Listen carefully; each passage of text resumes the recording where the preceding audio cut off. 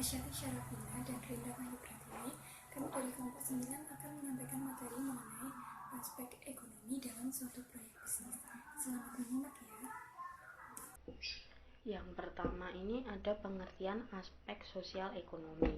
Dalam aspek ekonomi dan sosial, dampak positif yang diberikan dengan adanya investasi ini lebih ditekankan kepada masyarakat secara khususnya dan secara umumnya ditujukan pada pemerintah.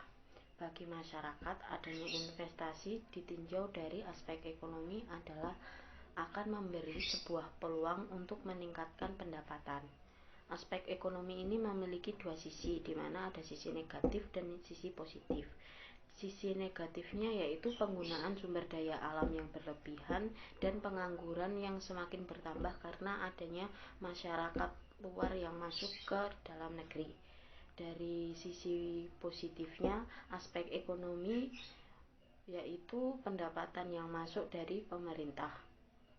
Aspek sosial adalah mengelola dan mengatur sumber daya alam yang belum ada campur tangan dari manusia.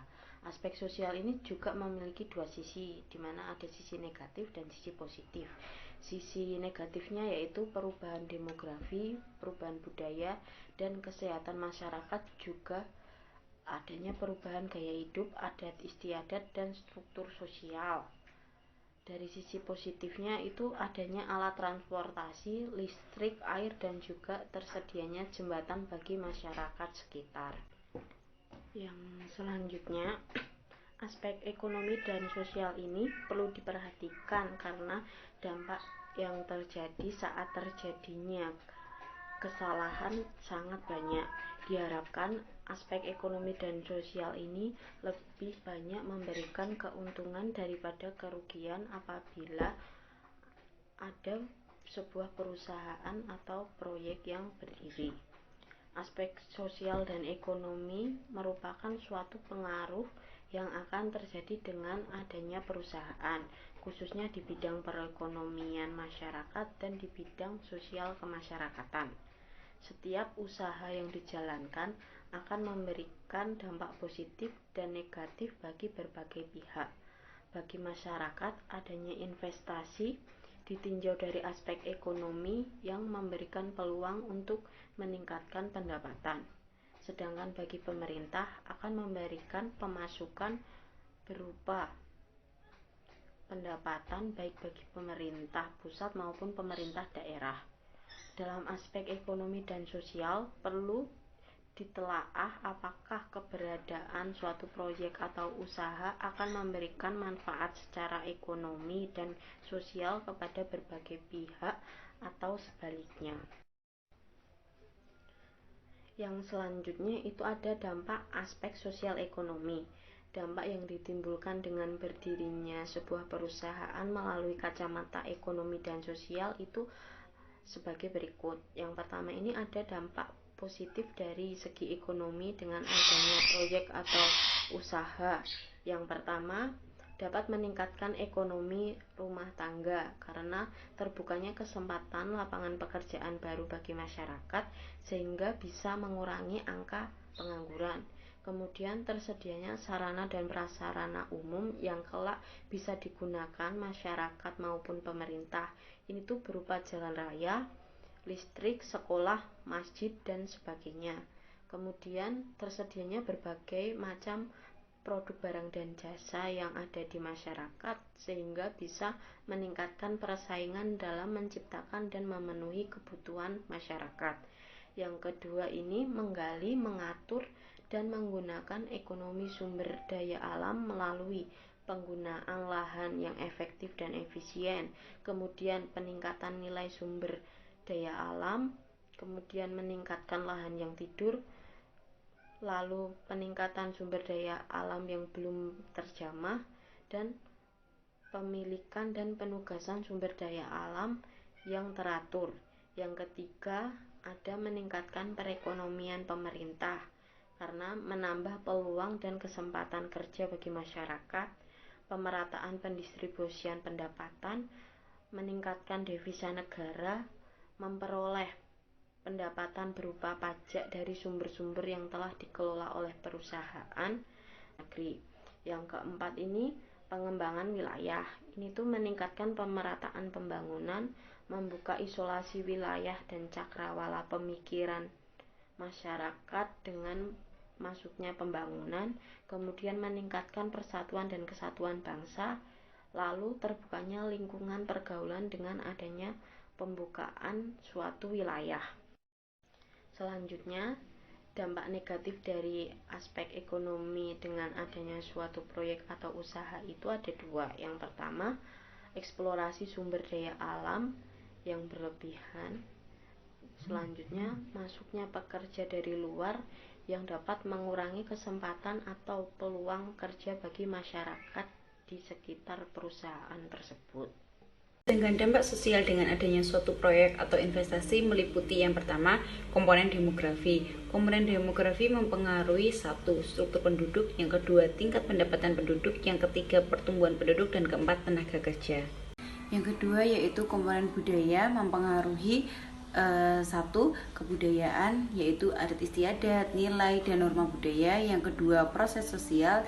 Yang ketiga yaitu warisan budaya. Yang keempat, sikap dan persepsi masyarakat terhadap rencana usaha atau kegiatan.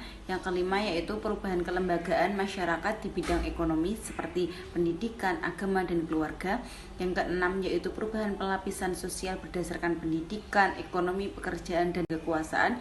Yang ketujuh yaitu perubahan kekuasaan dan kewenangan melalui kepemimpinan formal dan informal, mekanisme pengambilan keputusan di kalangan individu yang dominan, dan pergeseran nilai kepemimpinan.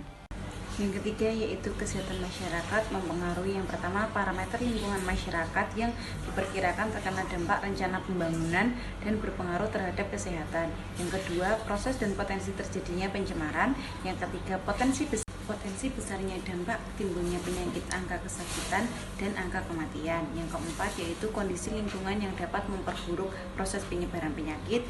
Yang kelima yaitu perubahan sumber daya kesehatan masyarakat. Dampak negatif aspek sosial yaitu yang pertama, perubahan gaya hidup, budaya, adat istiadat, dan struktur sosial lainnya. Yang kedua, meningkatnya kriminalitas. Pengukuran manfaat ekonomis lebih sulit dibanding pengukuran biaya ekonomis karena di samping manfaat ekonomis yang diterima secara langsung berupa output proyek yang dapat diukur dengan satuan moneter, terdapat juga manfaat sekunder yang sulit diukur dengan satuan moneter. Manfaat sekunder ekonomi yang sulit diukur dengan satuan moneter yang pertama, naiknya tingkat konsumsi. Yang kedua, membantu proses pemerataan pendapatan. Yang ketiga, meningkatkan pertumbuhan ekonomi. Yang keempat, mengurangi ketergantungan atau menambah swadaya negara. Yang kelima, mengurangi pengangguran, menambah kesempatan kerja. Yang keenam, yaitu manfaat sosial, budaya, dan lain-lain. Pengukuran manfaat ekonomi lebih sulit dibanding dengan biaya ekonomi karena satu, beberapa manfaat primer sulit diukur dengan uang. Yang kedua, kebanyakan manfaat memerlukan perkiraan jangka panjang. Yang ketiga, banyak manfaat yang bersifat tidak langsung dan dalam perwujudannya perlu proyek tambahan. Hambatan di bidang ekonomi. Pelaksanaan pembangunan ekonomi terus dilaksanakan dalam rangka menaikkan atau paling tidak mempertahankan pendapatan yang telah dicapai. Beberapa penghambat pembangunan itu antara lain yang pertama, iklim tropis menyebabkan terjadinya lingkungan kerja yang panas dan lembab sehingga menurunkan usaha atau gairah kerja manusia, banyak muncul penyakit serta membuat pertanian kurang menguntungkan. Yang kedua, produktivitas rendah disebabkan oleh kualitas manusia dan yang ketiga, kapital sedikit disebabkan oleh rendahnya produktivitas tenaga kerja yang berakibat kepada rendahnya pendapatan negara sehingga tabungan sebagai sumber kapital juga rendah. Yang keempat, nilai perdagangan luar negeri yang rendah disebabkan negara miskin mengandalkan ekspor bahan mentah yang mempunyai elastisitas penawaran permintaan atas perubahan harga yang inelastik. Hal ini dalam jangka panjang dapat mengakibatkan kerugian. Yang kelima, besarnya pengangguran disebabkan karena banyaknya tenaga kerja yang pindah dari desa ke kota dan kota tidak mampu menampung tenaga kerja tersebut karena kurangnya faktor produksi lain untuk mengimbanginya sehingga terjadilah pengangguran itu. Yang keenam, besarnya ketimpangan distribusi pendapatan. Keuntungan lebih banyak dimiliki oleh sebagian kecil golongan tertentu. Yang ketujuh, tekanan penduduk yang berat disebabkan antara lain naiknya rata-rata umur manusia dibarengi dengan masih besarnya persentase kenaikan jumlah penduduk yang masih lama makin membebani sumber daya lain untuk memenuhi kebutuhan hidup. Yang kedelapan, penggunaan tanah yang produktivitasnya rendah disebabkan karena sektor pertanian menjadi mata pencaharian utama. Di samping itu, kualitas alat-alat produksi pupuk, teknik pengolahan juga relatif rendah. Yang selanjutnya yaitu peningkatan pendapatan nasional. Apabila suatu investasi bisa meningkatkan pendapatan masyarakat, maka secara otomatis pendapatan nasional juga akan meningkat. Investasi yang dilakukan akan meningkatkan pendapatan nasional dan pendapatan daerah di mana investasi tersebut dilakukan.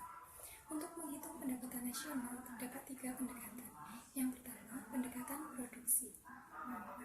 Pendekatan produksi atau production approach yaitu nilai keseluruhan barang dan jasa yang dihasilkan oleh suatu negara dalam 1 tahun tertentu.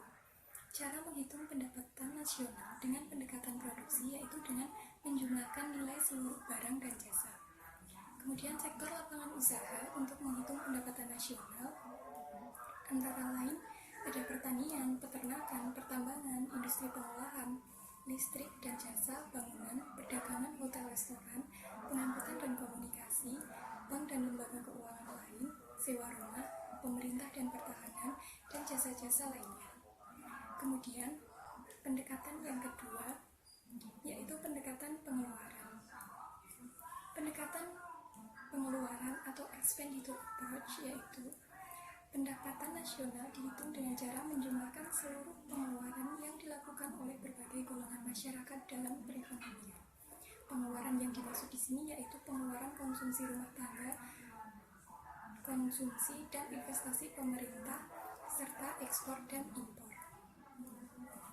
Kemudian yang ketiga atau yang terakhir yaitu pendekatan pendapatan atau income approach.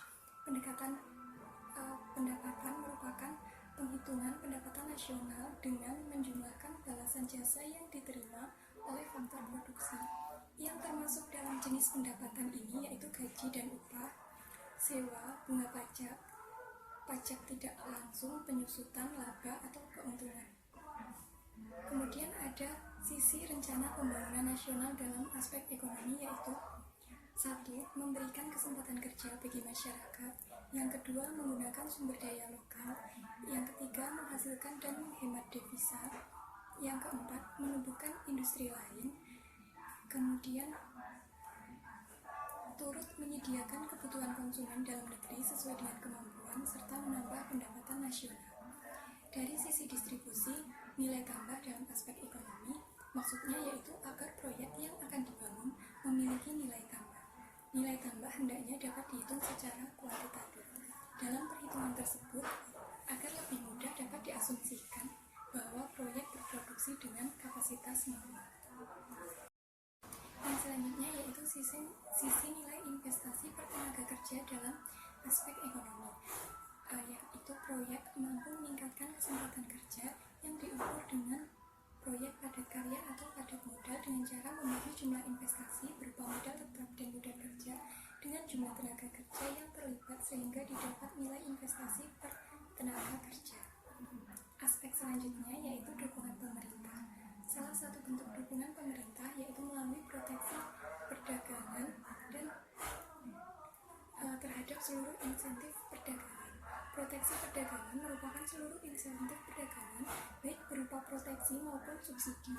Oleh karena itu, proteksi perdagangan lebih tepat disebut sebagai insentif perdagangan.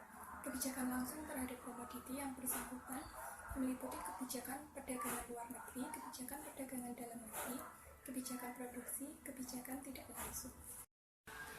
Sekian materi yang dapat kami sampaikan. Semoga bermanfaat buat teman-teman semua. Terima kasih. Wassalamualaikum warahmatullahi wabarakatuh.